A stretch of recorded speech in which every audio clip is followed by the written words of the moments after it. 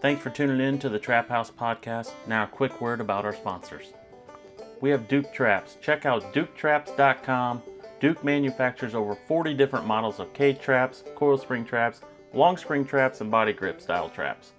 Also, my personal favorite, they have the Duke dog proofs. They come powder coated, perfect on the line. Check out DukeTraps.com and you won't be disappointed. We have J3 Outdoors, maker of the Hags Bracket, all American made products. Check out their website, j3o.com, and you will not be disappointed. They have everything from your bait holders, your spring clips, your tail hooks, the universal locks, the list goes on. Especially if you're a water trapper, you want to check this website out. That's j3o.com. We also have Top Lot Stretcher Company with us. Check out their website at toplotstretcherco.com. Top Lot Stretcher Company handles all your wooden stretcher needs, along with pelt handling supplies and trapping supplies. Check out their website at toplotstretcherco.com.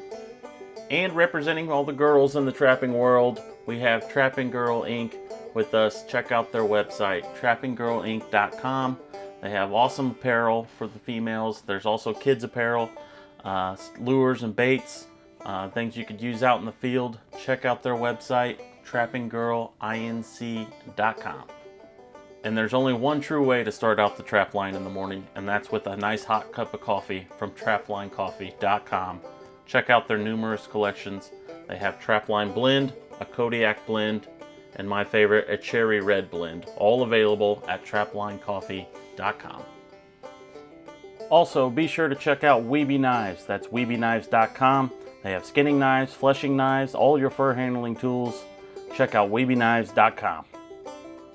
Need a place to sell your fur? Check out Groenwald Fur and Wool Company. They're the largest and most experienced direct receiver of wild fur with over 50 plus years of experience. Their website is gfwco.com.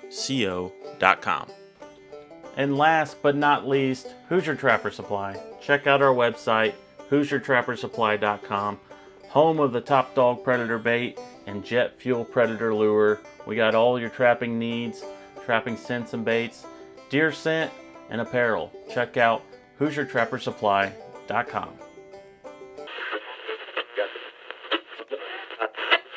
All right, everyone, welcome back to the Trap House Podcast. We got Stu Miller back with us. Thanks for coming on, man. Yeah, good to be here. Coon Creek Outdoors. Coon Creek Outdoors. I don't even need to say that part. Everyone knows. But we should check in with you like at least twice a season, probably, because you're always up to something crazy. But yeah, we just kind of wanted to see what was going on. How's your trapping season going? And you've been posting some cool stuff online, and just kind of chat about it. Yeah, no, it's been a fun season. You know, this is I don't know, you guys probably do the same, but I mean, it's obviously with the fur market, I'm not going full bore. I mean, I'm not trapping for numbers per se. So I'm just out enjoying. I mean, I'm having fun with it. I don't have near the sets out that I normally would. I'm not running near the line that I normally would, but I'm trying different things, and I don't know. I'm just having fun. So yeah, it's been fun.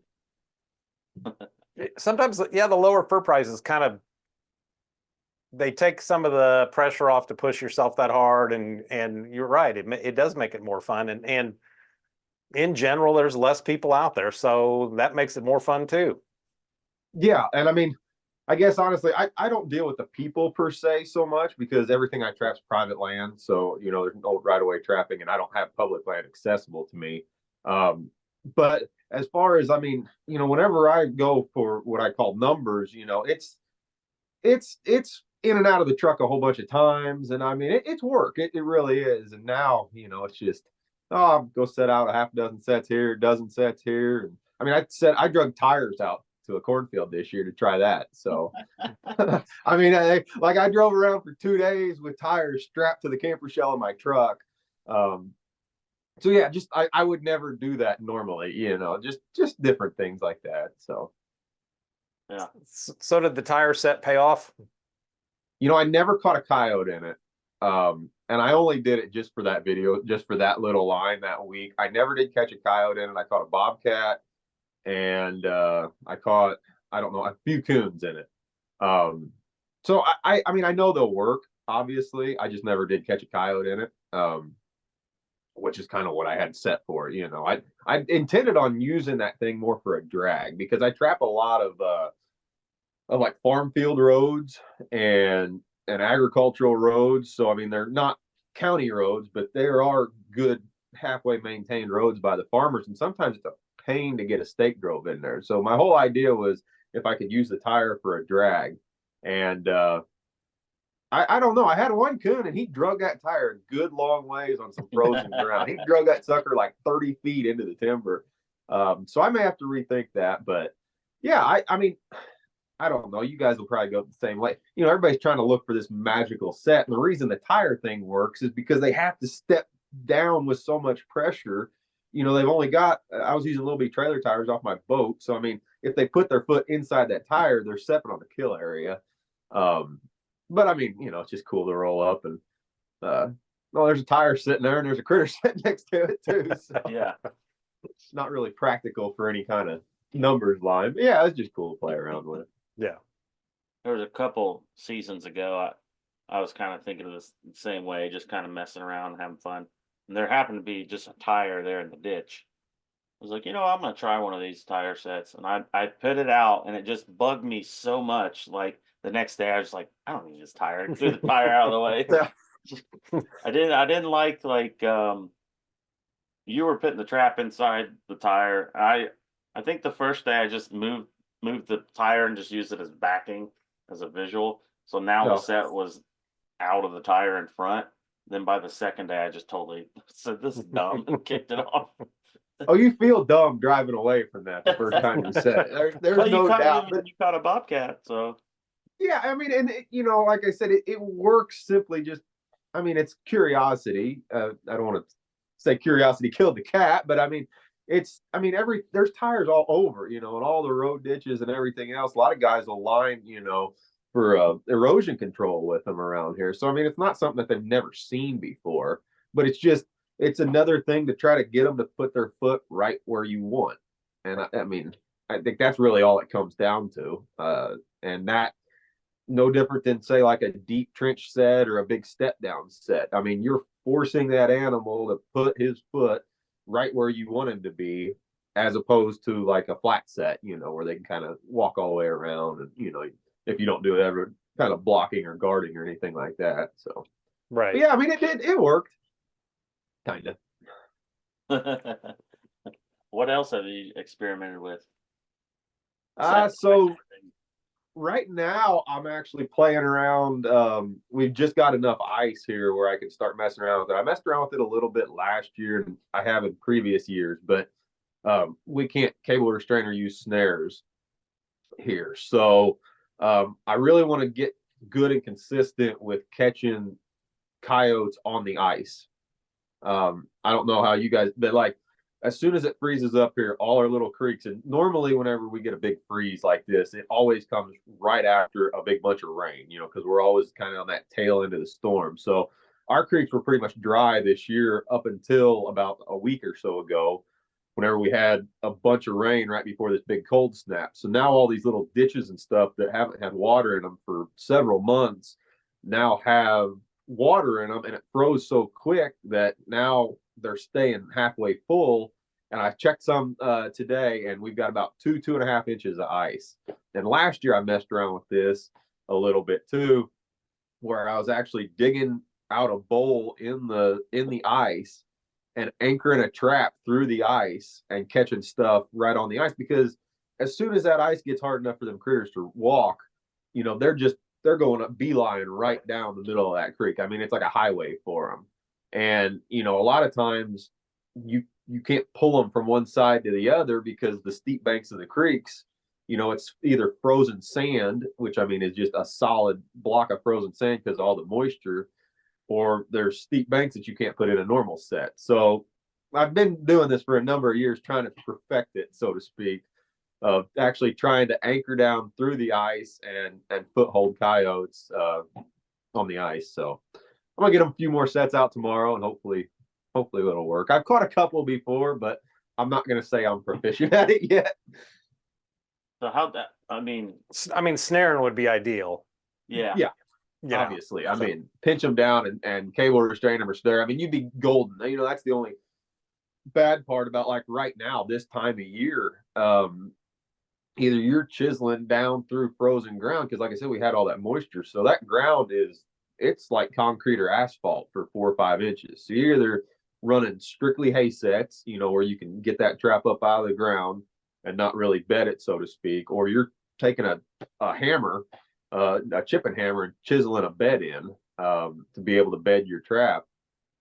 So, you know, in situations like that, yeah, you're doing a lot of extra work as opposed to just being able to run a bunch of cable restraints or snares, and that's what, you know, sucks, especially, you know, in Illinois, because for a guy that's not going to go to that work, you know, you're down however many days until it thaws out for your 90-day trapping season. So it really limits you, you know. And I don't know how you guys are, but you know, we, like I said, we live in the asshole of the country, so we get these giant swings of, you know, temperature fluctuations where it'll rain and then it'll freeze and then it'll thaw. You know, like by the end of the week, it's supposed to be in the 40s again. So it's not like we're gonna stay consistent cold. You know, we'll warm up and then we'll get muddy.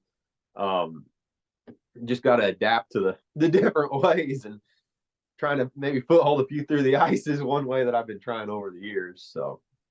So yeah, we deal with the exact same thing. I mean, there's no consistency to it at all, you know. So of course this fall, if you were dirt hole trapping, it was pretty nice and dry, and you know, it was that was the best year in memory as far as consistent, because it never rained, you know. I mean, not to what was it, maybe December, early second week of December. So you had almost a month this year of good weather, you know, that you could really get going. So right. Yeah, it just sucks because, like I said, you got a 90-day season, and these big cold snaps like we get right now, that's whenever the critters they really get to running. You know, especially your predators, you know, because they gotta feed. They don't hole up like the coons, you know. So if you can be out there and if you can stand to be trapping it and find a way to trap in it, you can do pretty good, you know. Yeah. So going back to your setting on the creek or in the ice, are you concealing that trap, or how are you keeping it from freezing down? Or so I've done several different methods. I've taken and actually made like a runway full of grass and hay, and you know, got them comfortable, you know, because normally, I mean, our creeks, I don't know, probably a lot like yours, they'll have a big open area and then they'll neck down, and I mean, that's where they're running. So you can neck them down. Now you just can't put one little spot there; they'll step right over that. But if you string out, you know, a 5, 6, 10 foot run of straw, they're still going to walk on it, but they're going to be comfortable enough to walk on it. Put your trap, and it's all blind sets. Everything I'm doing is pretty much blind sets. I've experimented a little bit with actually like bait holders like this. This is what I use. I call them like portable pockets, but I use these a lot whenever the ground gets real frozen. You drive them in the ground, and I've drove these in the ice before too, and tried to just make a bait holder. It's all metal, but mainly what I'm doing is blind setting. So I've put the whole trap inside of a plastic bag to try to keep it from freezing down, and I've done bedding it in. It just depends on the weather, really. I think, because I've done like the wax paper. The problem is if you're not cold enough, then during the little bit of sunlight you get, that steel will heat up and it'll sink down into the ice. Yeah. And then it'll freeze in. And then you have to chip your trap out because you won't catch nothing, you know. Yeah. But it'll actually melt itself into the ice. So that's the thing that I haven't yet perfected, is how to get that trap to consistently stay in there. If you've got solid cold temperatures all the time, that trap won't freeze in. You start with a cold trap, it won't heat up much during the daylight. But so far, the plastic bag, completely putting it in a plastic bag, has been my best way to work. But I still have, I'm not saying I've figured it out yet, because a lot of times you'll come up and that trap will just be settled into the ice. Because like right now, we only have about maybe an inch or two of snow on the ground. So you really can't like pack in the snow. Now, a couple years ago, I did this and we had about 6 inches of snow on the ground. And I was able to actually use that snow to my advantage and with a plastic bag on top of the snow, it didn't melt down into the ice so bad. So, like I said, it's not a perfected method by any means. So, and I mean, I'm anchoring these suckers either with a giant drag, or I'm actually taking and chiseling a hole through the ice and running a big stick through the chain and actually anchoring them through the ice too, depending on the situation. So Yeah. I don't know. I'm still playing around with it. Yeah. I've got a friend of mine that traps in the hardcore winter, you know, when the ground's super frozen, and it makes me nervous just looking at it. But it works and it's fine. But he uses like stakes this long for coyotes because they freeze in, but it's like it just doesn't look right, you know. But because I know here and where you're at, all we need is a little warm up, and then that's completely, you know. Yeah. You get one day of 40 plus and you're done, you know. Yeah. You're gonna get water flowing over, you're gonna get like that inch of muddy slime because the ground's gonna be frozen underneath. Yeah, so it's like I said, it's nothing that I'll just play around. Let's put it this way. Yeah, this was laying trap, and he wasn't doing it on the ice. But I mean, it was just, you know, it's like you're saying, this dealing with that extreme of weather here is definitely more challenging than some places. So, well, yeah, I mean, it's like right now to put a hole in the ground. You know, I've built bits. I've got a steel gas drill, a gas auger drill, and I actually built my own bit. I took like one of your 3-inch flatted augers, and then I took a piece of carbide and made my bit to where I can actually eat through that frozen ground, and I can drill a hole in there too. And you know, I mean, sometimes that's what you got to have for this super frozen ground, especially if you're gonna put in a lot of sets. You know, like I said, you seen that little metal thing that I use. A lot of times that'll work for bait, right. but that's why everybody, you know, whenever I say those straw sets or those hay sets, that's where they can really be efficient this time of year because you can put them out fairly quick and you can have solid frozen ground, you can have wind, you can have snow, and that trap will still work. So Right. it's just you got to adapt to your area, you know. Right. I got a lot of flack this year, actually. Funny little side note, but I got a lot of flack this year. So with it being super dry this year and last year, I started playing around with them little I can't even think of the name of them cotton rounds, you know, like your wife or girlfriend they use for like makeup remover. Oh yeah. They're just like a 2-inch cotton round. And they work great for underalls on your trap. Yeah. If that's what you got. But you got to have dry ground for it. You know, you can't have a lot of moisture because obviously the cotton will soak up ground. And I posted about that and I said, hey, if you guys need a quick, easy way to do this, you know, I got so much flack about that because oh, what happens whenever it freezes? Well, you know, not everybody's dealing with your specific type of weather here, you know. So yeah, it's so situational depending on, and like you said, we're fairly close, so to speak, but there's just so much difference. I mean, you go 2 hours north of me right now, and they've got a foot of snow, and it's been minus 20, legit temperature. And you go 2 hours south of me, and they haven't really froze up, you know. Right. So it's just depending on where you're at in this country, and you got to kind of adapt because it changes so much, you know. Then you just go just a little bit west, and you're in dry Kansas, you know, where you don't have to deal with some of that stuff. Right. Or the Dakotas, you know, or then you go up north and it's raining every day, or you know, so just so different. Yeah, I mean everything's relative to where you're at and, you know, circumstances and whatever. But and I have pretty much found that, you know, if somebody's going to give you grief, it's going to happen online. Oh yeah, keyboard warriors are awesome. Yeah, I feed off of those guys. So anything else you're trying out, Stu? Not really. Not really. I was just playing around. This year I definitely did I definitely worked the blind sets and the footholds more for the coons than I have because I wasn't really trapping for numbers so much. So I've got a couple areas that couple of trails I just decided to leave sets. I think that would be more what I've done this year than anything.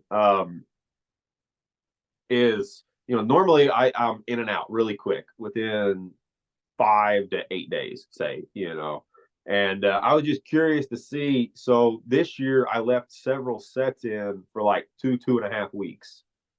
And just, I was curious to see, you always wonder how much you're actually missing, and if you don't do it during the rut, then I feel you get a little better average. Because if you're trapping, like right now during the coon rut, they're moving regardless. I mean, it's minus whatever out there right now, and there's still boars running around because it's the rut. But if you do that, and how I did it kind of in early December, I left a couple sets in for like 2.5 weeks, and there was one location in particular, one that I was actually filming. There a lot of the stuff I didn't, but I caught in a 10-day period, I caught 7 critters, and then I let it set another week, and I only caught 1 more.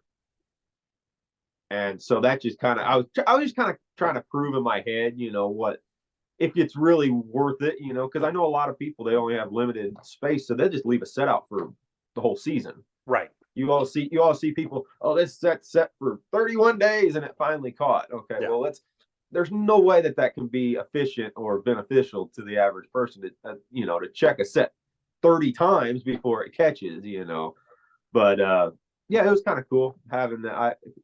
Documenting a couple of different sets where I had one trail that I set on, and I started out with a blind set, and I caught several critters until that blind set was so blowed out because I staked hard on this particular set. And then I just went to a standard dirt hole set and just kept catching these critters moving down this one particular lone trail. And it was just kind of cool to document, to say, hey, I've caught something day after day after day, and then it did go dead. And then they let it set another week, and then you caught one thing, and say, hey, this is, for those of you guys that are doing this out here, this is kind of what you can expect. So, and generally, like I said, I don't do that. Generally, I've set, and like I'm in and out within week to 7, 8, 9 days, and then I move on. So, and I mean, I like I said, I get so many questions about stuff like that too, So that was kind of my motivation, I guess, in being able to document it, is how long do you leave a set in? And I mean, it's all situational, obviously, if you only got a certain plot of ground that you can trap, but if you can get in and out, I mean, to be able to show that, and not to say you can't come back this time of year either. There's lots of places that I trapped late November. Actually, a couple of them that I drove by yesterday, full of sign again, and it's just because of the rut is what it is. You've got those coons that are moving through. You caught the cream of the crop out back then, and now you've got a whole bunch of critter activity. Because right now we're right in the rut. So yeah. So what's your thought? What's your thoughts on the coyote traps, Stu? How long do they typically leave those out? That's very interesting, because that was kind of a cool deal I showed this year as well. Generally speaking, I will leave them out for, I'd say, 10 days. Mm-hmm. But that being said, a lot of what I do around here is weather dependent, because those critters really do move with weather fronts. And so if you have a stale run of weather, I'm going to leave that coyote set out a lot longer than I would if you've got a lot of different fronts moving through, where you can, those critters are moving. Right. Because I think that's one of the biggest misconceptions out there, is that everybody just assumes that every night these critters are running around. Yeah. And it's just not the case. And it's not just critters in general, but it's species. You got to break that down even more. One of those deals, just like we were talking earlier about, being regional. Our coons, they won't hole up like they do up north. Up north, those coons will hole up for a good amount of time once it really gets cold. Ours, they'll just go and they'll den up for a week or two, and then they'll start coming out with the fronts. So I'd say I would never leave a coyote set in the ground any more than 12 days.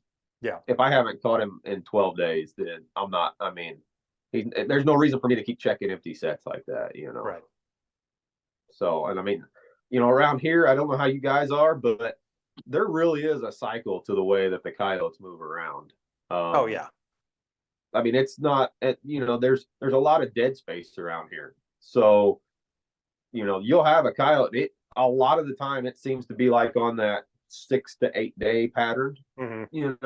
It seems like where they'll move through, and whether you catch them or not, a lot of times you'll see sign of them.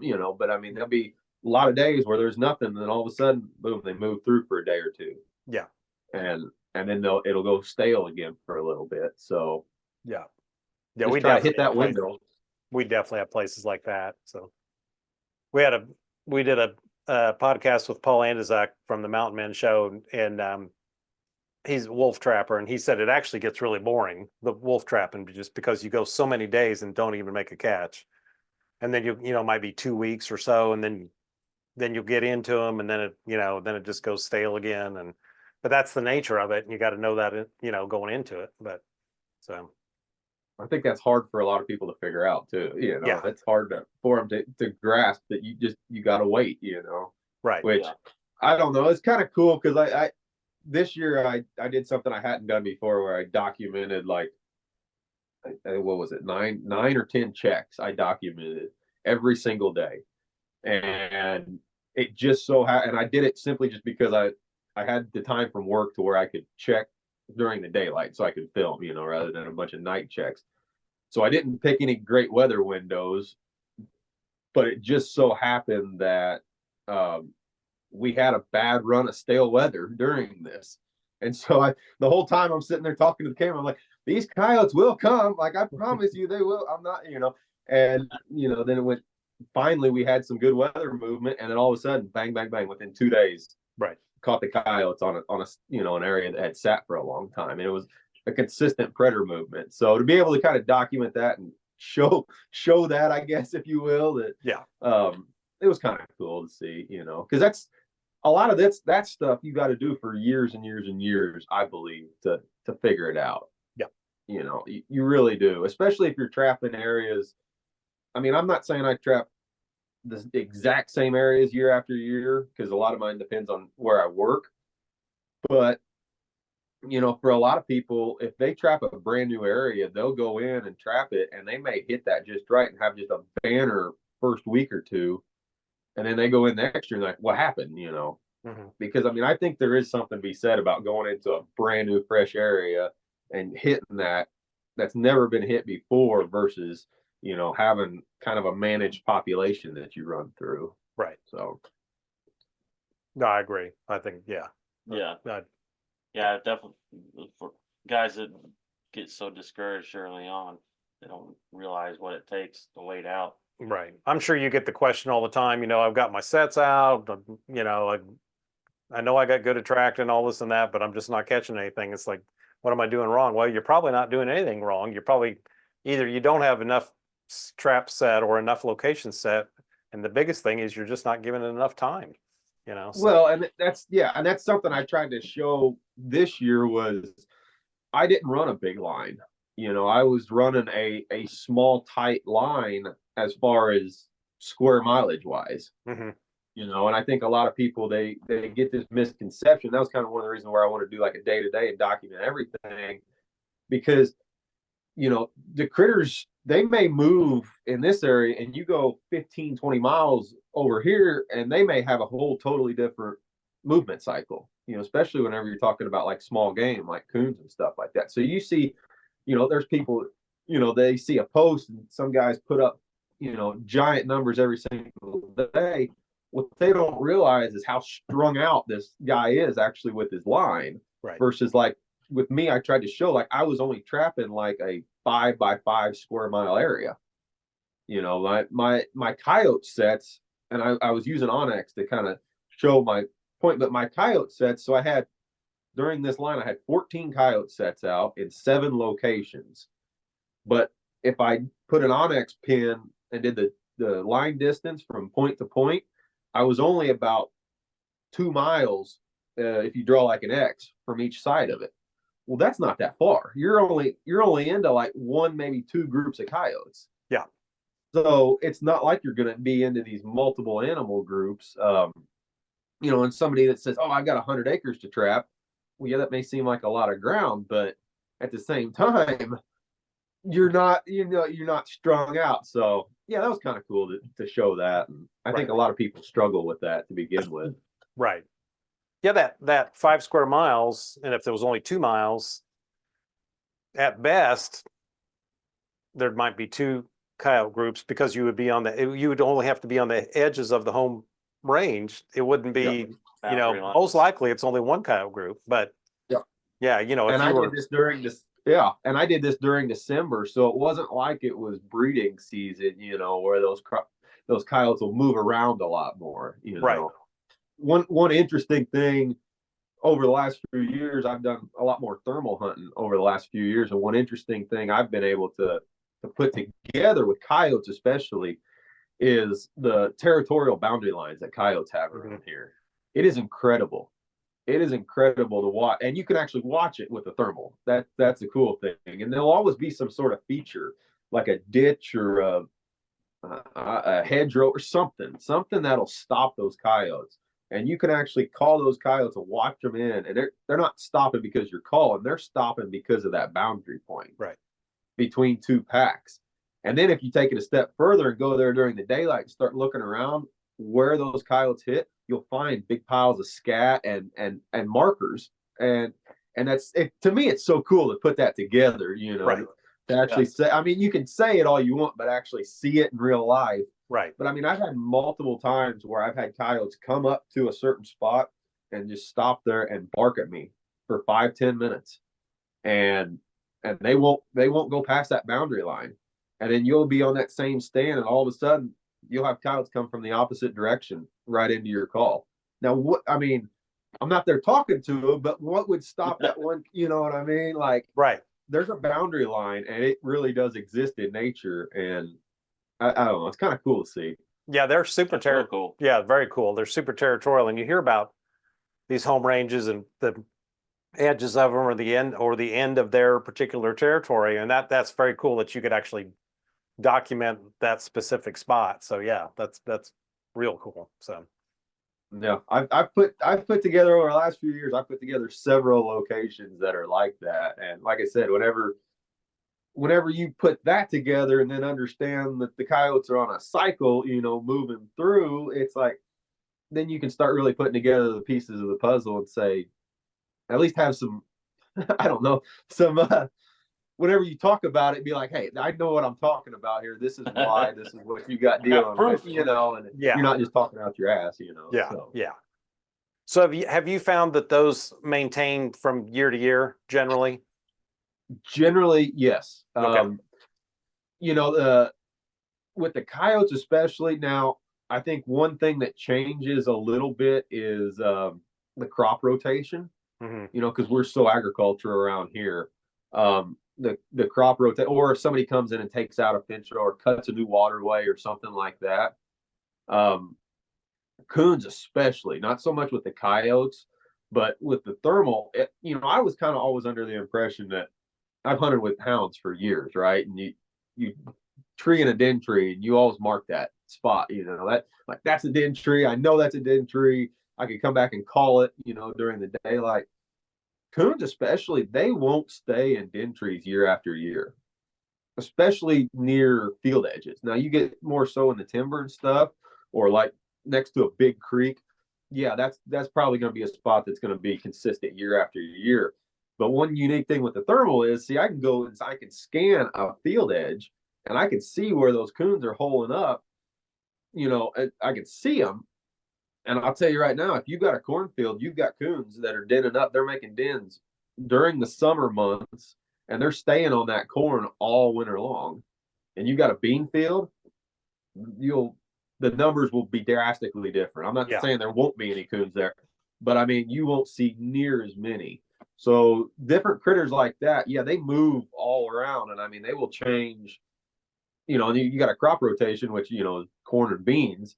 So a lot of the farmers will do a whole section, of corn and beans, and they'll be, divided by creeks and fence rows and stuff like that.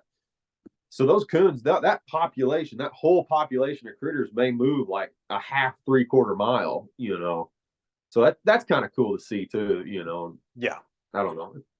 Yeah. Little things like that. I like to, you can share with people, and then you can also put that knowledge into practice too, like, okay, I've had this good spot, but I'm not going to worry about it this year, because that cornfield right across the road, I'd be more apt to go get permission for that one, because that's where the activity is. So it's just interesting to see.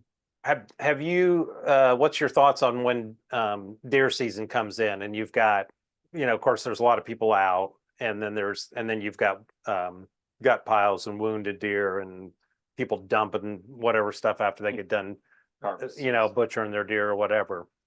Have you seen that affecting coyote trapping or? 100%. Yeah. 100%. Because, well, you got a couple things into play. Number one, and it all depends. Like here in Illinois, our firearm seasons they're spread out by like a week. So we'll have a 3-day firearm season, and then we'll skip a week, and then we'll have a 4-day firearm season, skip a week, and then we'll have a muzzleloader season. So you've got basically the entire a month spread, basically from like mid-November to mid-December of deer seasons every other week. And then so you've got, the Orange Army hits the woods and they're out there shooting stuff and wounding stuff. So you've got everybody's got their gut piles, and then you've got the areas that are just, your dump sites. I mean, you get them wherever you are in the country. Right. Everybody goes to a big creek bottom or a big ditch away from that. They don't want to dispose of their carcass. So those just turn into hot spots. And it's hard to catch coyotes during that time of year. Yeah. It really is. I mean, why, if you had a McDonald's truck in your front, in your living room, you wouldn't go out, you wouldn't be walking to your kitchen, you'd be staying in your living room. Yeah. And I think the coyotes, it's the same way that time of year, because, you're not during the breeding season. There's nothing to really drive those animals to venture around, right. If they can stay close to home, why wouldn't they? So, right. Yeah, I really do. And like I said, so that, I don't know, that late November to mid-December, I guess, for around here for coyote trapping for me is definitely the hardest time. I would rather struggle more right now this time of year, whenever you got kind of a little bit of breeding and you got the cold weather that usually comes in January. They're moving around more. But then at the same time, your fur is degraded so much by now that, right. You've got to play that into effect too. So, your coons are starting to rub, your coyotes are, you got to get lucky to get a good one right now, So, yeah, it just hit or miss. But yeah, definitely the deer seasons around here played a huge impact, I believe, on the critter movement. Yeah, I 100% agree. And I'd ask a very experienced trapper about that a number of years ago, and he didn't feel that it did. But then it was like relative to where he was at, because he was in such a remote area of the Northwest, that it was like they got hunting, but not like we do here down here. I mean, like you said, the Orange Army, when they're out there, I mean, they're killing stuff for, so. Yeah, if you were out in the middle of Kansas or, South Dakota, or like you said, even up north, in the big deep woods, they got a lot more timber up there. I could see where it wouldn't impact so much. But right, you got to figure, I think they killed almost 70 or just a little over 70,000 deer with the shotgun season or the firearm seasons this year. Yeah. That's a lot of carcasses you string out and it's in a month. Well, I mean, a couple counties around here, you're killing 2,000-3,000 deer. Right. That's a lot of free food for people, So I mean, right. You can't drive down. You go after second shotgun season around here, and you can't drive half a mile down a country road without seeing a carcass laying on the side of the road. Right. So, and that's not to mention all the deer that get hit, and everything else. So, right.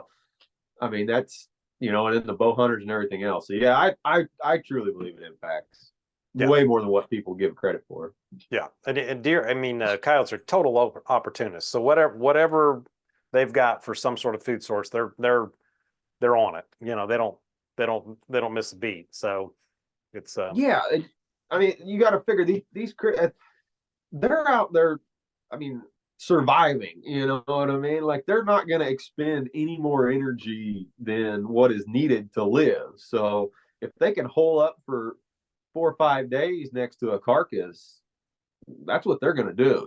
Right. They're not going to go out rabbit hunting for the fun of it. Right. They're not, and I think a lot of times people kind of they don't really understand that, that these critters they're every critter's opportunistic, so you gotta play to those strengths, I guess, or disadvantages, however you want to call it. Right. Looking at your fur back there, Stu, your coons obviously they look very good as usual. I mean, you do a beautiful job on those. So you're using wood. Now, are you heating your shed 24/7 or just when you're in there? Or It's I don't know what, maybe 45, 50 degrees in here right now.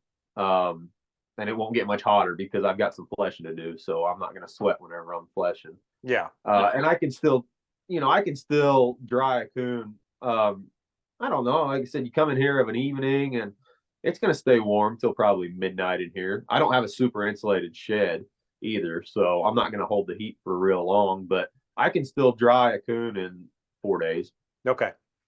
3.5, 4 days. So Yeah. What's your plans with them? So I've got I actually got rid of quite a bit of stuff last week. That's a funny topic because, man, people want to know what you're gonna do with it. It's like, Yeah. I will share a lot of stuff about what I do. Like, I'm pretty much an open book, but whenever it comes to getting rid of your fur nowadays, I'm a little bit more secretive about it, I guess you would call it. Okay. Just because the markets are so much harder to find. Right. So I've got a couple pretty good markets, and it's basically, well, you can see like what I got. Like, everything up there's a 2X or bigger. Yeah. And that's the market that I have. I have a market for a number of 2X or bigger coons, and that's what I'm selling. I'll say that I'm mainly selling to garment makers, and that covers like people that's doing like throws, blankets, mitts, things like that. And they have entrusted me to kind of self-grade my stuff. They know the size. I've been dealing with this one lady for now. This is my 3rd year dealing with her. And basically I am sending her the finished fur to where she's going to tan it. So, or send it off to be tanned, I guess, or process it how she wants, Yeah. So I'm still dealing with finished fur. Same as what I've always done.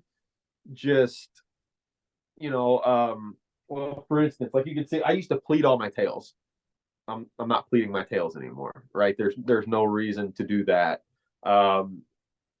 There's just a few little things that I'm not doing. I don't wash my fur anymore, unless it's super muddy. I used to be very diligent. Whenever I sold to NAPA, I would wash every pelt that I sent up there because I could. I mean, maybe there's discrepancy, but I feel like I saw a big difference in whenever I would wash that fur and send up clean fur. I mean, some guys would tumble it too, but I always just washed it versus sending up dirty fur. Right. And I really believe that it made me more money by doing that. Yeah. I'm not doing that now because I don't need to, so it's just one less step that I'm not gonna do. I mean, I'm not gonna skin him board a mud ball of a coon. I'll wash him off in the creek and rake him out. But as far as going through the whole step of like putting him in the washing machine and drying him like I used to, I don't do that. So there's a few things that I'm doing a little bit different just because I don't feel like I need to. Right. But my markets are, I guess, smaller. Like I said, I only have a set amount of stuff that I'm gonna get rid of, and I'm not gonna go out and trap a bunch of stuff that I can't get rid of. I guess you said there is a little bit of a coon market. I don't know if I've kind of set myself up for this market this year, at least what I'm going to go to. I get that question more times than not now. And there's markets out there for fur. There's a lot more. And we're just talking about the fur market right now, but I mean, there's a lot of other markets too. Like the essence market with the skunks, the fat, the skulls. There's a lot of different markets out there that you can still make money on. You got to do a couple more steps, but for the coons anyway, that's what I've got. The coyotes, you see back there. Well, that's another thing with coyotes. So all my coyotes, you see, I don't turn them fur out anymore. Right. They're all fur in because they're all being tanned. and I'm skinning everything with all 4 feet on. So I've got a market for that too, where it's I guess call it a middleman or whatever, but I'm sending it to somebody who's selling them for wall hangers with all 4 feet. Right. So that's one of those other things where it's not worth my time to flip them because they're just going to go be tanned, and in this market they're not going to be graded, so to speak, like you would sell your fur raw. Guy just wants coyotes. So, and he's kind of entrusted me in, so I'm not going to send him a bad rubbed coyote, obviously, or, one that's missing fur or anything like that. But yeah, if I don't have to flip them stupid things, I'm not going to, Right. especially if I'm leaving all 4 feet on them, so. Right. Oh yeah. Yeah, just a few things that's changed versus, selling, finished fur back in, because I always sold to Napa. That's who I always sold to back in the Right. day. So. Right. That we take in a lot of stuff to be tanned for people. We do the tanning for people. We send the tanning out, but we do all the skinning and all that. On beavers, we just lay them flat on the floor and salt them down. We don't even. Yeah. We're not even. You don't even have to stretch them. So yeah. There's some things you can do to save some time, like you're doing, because that's a different market. The other thing is that they're at the trapper sales, the association sponsored fur sales, which there's a few of those out there. If those I call them craft buyers, if the craft buyers show up, whether they're self-manufacturing or selling wall hangers or whatever, that always picks up that the prices. Helps, yeah. So helps us sell big time. Yeah, because I mean, they, a lot of times, at least in my experience, you don't have to have I can sell a rusty 2X Coon for the same price as I can sell a nice clear, Right. silvery Coon. So I mean, it's not, because you got to figure the people buying these aren't worried about that. You want something to hang on their wall, or like I said, in the instance of making a throw or a blanket or something like that, So. Right. Yeah, I'm judging I guess you could say I'm judging my catch more on size, just to hit that, Yeah.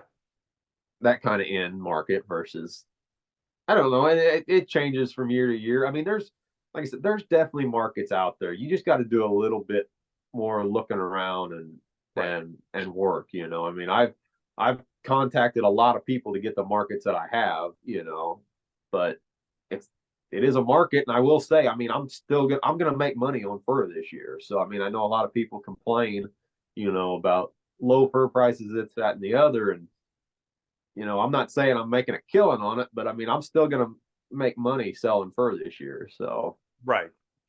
So what's the lady's name and number? yeah, I'll text that to you, and you can just plaster it up right there on the banner, so everybody can call it. Yeah, if you put a little bit of effort and work into it, man, there's a lot of people out there that's looking for, and it's not just trappers. Like I said, you get into those novelty markets, it's the people that, like the seamstresses and stuff. They're not going to go out and trap. They just want to buy that raw fur, Right. So Right. you're not looking. You got to look abroad, so to speak. We have a friend that comes in the shop, and she's into this stuff, but then she kind of markets like skulls and stuff, and she goes to like these witch conventions and stuff that's really on the kind of on the fringe, but she does really well. Yeah, you just think outside the box, and I mean, it's. So Stu, tell us about this bobcat that you caught. You posted it on your show, but that thing, when you were holding that up with the belly out, it looked like one that we'd caught in New Mexico. And the wide white belly with the clarity of the spots, and that thing looked awesome. And then the back of it's. Yeah, it's one of the best cats that I've ever seen around here. Yeah, hands down. And that I never posted videos. I mean, Illinois has a bobcat season, obviously, and for obvious reasons, I never posted handling other people's fur.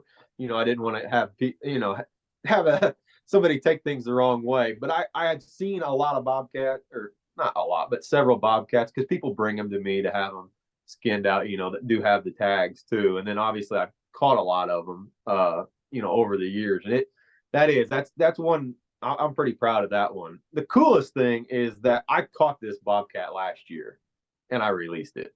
Yeah. That's kind of the coolest thing. And I've got all that on film documented. So I actually, well, funny, it was whenever I was filming the video for the small critter trapping package that we did last year. Whenever I was filming that video, I caught this same cat and caught him in a 1.5 blind set, and I released him. And then I actually got film of this same cat early December, and I caught this thing on New Year's Eve. But I got film of this same cat early December in the deer stand, walking through. I was sitting there, and I don't know, like we see a lot of cats here, but you can almost tell whenever a bobcat's coming through because the squirrels just go absolutely nuts, right? I mean, they know that thing's in the area.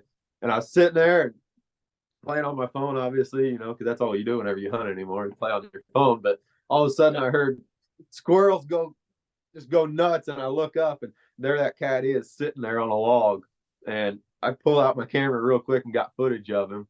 And then 3 weeks later come in and caught the exact same cat. So that was really cool to bring that all together. I've always said, we've been catching cats around here for a lot of years, and our ground is broken up so much where it's like big agriculture, and then there'll be like maybe a 5, 10, 20 acre plot of timber or ground, that's separated.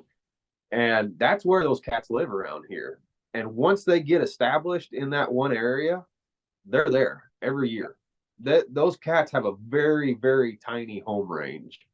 And I've always thought that. And then what was kind of cool, I've been just from seeing that, because you can go in and catch this. I know plots of timber that I can go in and catch cats year after year after year. Obviously, I got to release them, but you just put those things together. And then whenever I was out west a few years ago with Ranella, he actually, because he's well versed in this with all his friends, he was actually able to show some data that they had pulled up on collared cats. And it was super cool to see, to look at that data. And you would not believe the home ranges of these cats. I mean, they are just so tiny.